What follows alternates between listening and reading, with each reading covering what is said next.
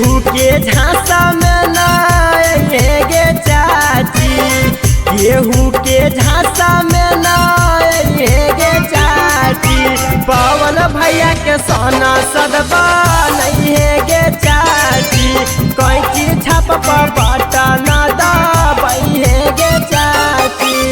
करा काट के लाजिया चाहिए गे चाची, करा काट के लाजिया चाहिए गे चाची।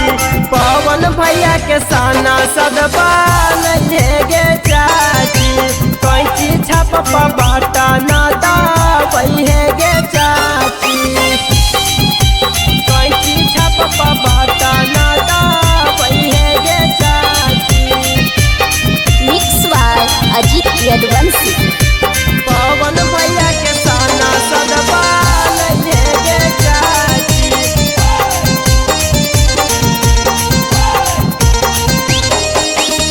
काला कट के सुना चाची लजिया बचैहा, गरीब के बेटा पवन भैया के जीतैहा, भैया के जीतैहा।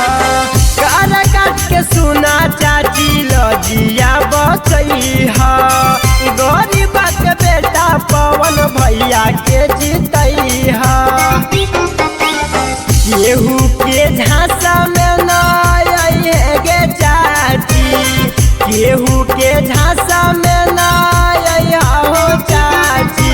पवन भैया के साना सदबा नया हो चाची, कैची छाप पर बाटा ना दबाइया हो चाची, कैची छाप पर बाटा ना दबाई है गे चाची। Mix by Ajit Yaduvanshi. पवन भैया के साना सदबा नहीं है गे चाची।